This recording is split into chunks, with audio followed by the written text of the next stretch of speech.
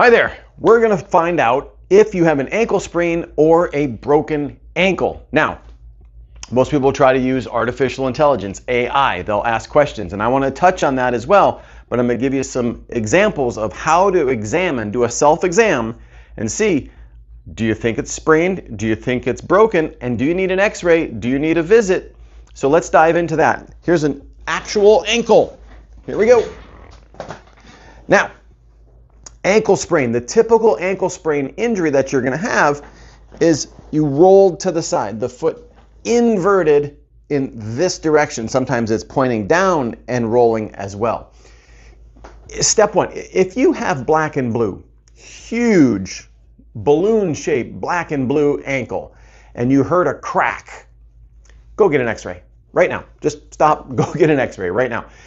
Likely something broke or something drastically tore as well. Now, huge amount of black and blue. Black and blue is blood. There's bleeding in the ankle and around the ankle, and something had to break or tear to give you that level of bleeding. So the bruising is bleeding, and when you understand that more and where did it come from, it had to come from somewhere. So the answer on that is always yes, go get an x-ray, get it checked out. It may not be terrible, but you certainly need to know if there's a little hairline crack that maybe just half of a wrong step and you break it more. So sometimes a little knowledge can help prevent the bigger injury that may have ended in a big surgery. Okay, so if you can't move at all, if your body is in complete shock with it, another reason, immediately go get the x-rays taken. And again, the more of a specialist you can see, if you can come see me and get an x-ray and get my opinion, is going to be way better than just a general doctor, general emergency facility that's not going to know the details. Now, obviously, a big break, anybody's going to be able to see that, but I think if you're watching this video, you're somewhere on the fence of, am I broken, am I sprained, how am I doing? So we're going to get into some of that detail now. So it's all about knowing the anatomy. So on the ankle, your most common ligament, the ATF, right here, that's the most common ankle sprain. Here's a little bump on the side. That's the tip of your fibula. So right here, that's the most common ankle sprain is this ligament. There's a CFL ligament here and a PTF ligament in the back. So 1, 2, 3 ligaments. So if there's pain just in the ligament area here, that may just be a sprain. If it's not huge, not black and blue, there's only ligament pain, no bone pain, you may just have a sprain. Also in this area, the peroneal tendon travels here and up through here. You can also injure the tendon, something else to be examined.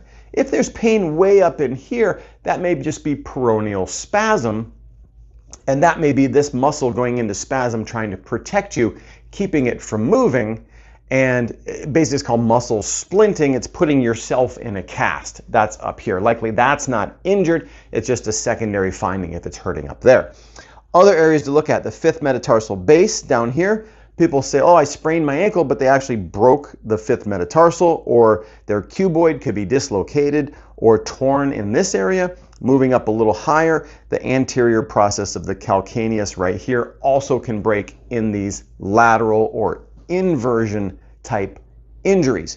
Now, if you're a child or still growing up to, teen ages, you will have a growth plate. Kids do not sprain their ankle, they injure growth plates. That's the weak spot of the ankle, and that would be right here, not down in the ligament area, just up a little bit higher. That's where the growth plate for the fibula is, and likely if it's a child, it's a growth plate injury. We have to treat it like a fracture because it is a bone injury. In the tibia, adjacent to that is the growth plate there, and always with kids, get the x-ray, check it out, make sure that growth plate's okay. And with kids, always x-ray the other foot and compare to see what the growth plate should look like. Now, if there's pain in the bone or higher up into the bone further, there really aren't ligaments up in this area, and your chance of fracture gets worse the more black and blue and the higher and more bone pain that there is. There is something also called a high ankle sprain, which is a bad name because it's literally ripping the membrane and the ligaments off of the bone, but it is going to present a little higher and a little more toward the middle of the foot, and very likely you cannot raise your foot up in this direction. And so that's just one more aspect that we look at. So you can see there's a lot of things that we're looking at with an ankle sprain. What type of ankle sprain? What severity? What ligaments? What anatomy? Is it even the ankle at all? Many times we see this and it's actually a foot injury. So that being said, start, compression, ice, elevate, help get the symptoms down. If it's anything that I've said in these danger zones, absolutely get an x-ray. If it's in just the ligament area, you can walk, you have motion, you can rise up on your toes, likely a mild sprain.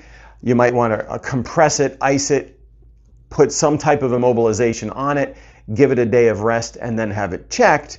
But in most of those cases, if there's the bigger black and blue, absolutely get an x-ray.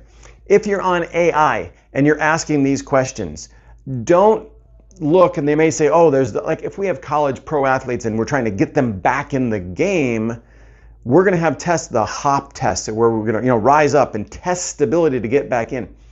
By no means is that something you should do and say, hey, I sprained my ankle, maybe I'm going to go start hopping. You may break it right on the spot.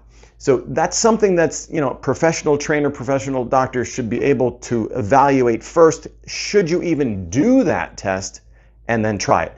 It's not the general public shouldn't immediately start hopping on their foot. So AI can be difficult with that.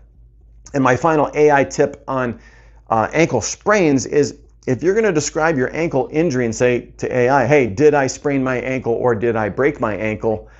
You have to be able to describe the anatomy correctly. You have to state your age. Are you 75 years old with brittle bone or are you 12? Huge difference in what that answer coming back from AI may be. Did you roll it outward or inward? Do you know what inversion or eversion might be? Describe the black and blue. Can you walk? Can you walk upstairs? Can you walk downstairs? Where does it hurt exactly? If you can tell AI exactly where you touch on the anatomy, they're going to give you a better answer. If you just say, I rolled my ankle, I can walk a little bit, hey, do you think I should see the doctor? You may not get the true answer. So the more data you put in, the better answer you can get out. But if you're on the fence, go get it checked, go get an x-ray so you don't end up with a worse injury or arthritis from making a bad decision now. So hopefully that tells you a lot more about ankle sprain versus ankle fracture, where to look for, and I hope your ankle feels better soon. And if you're on the fence, go get it checked out.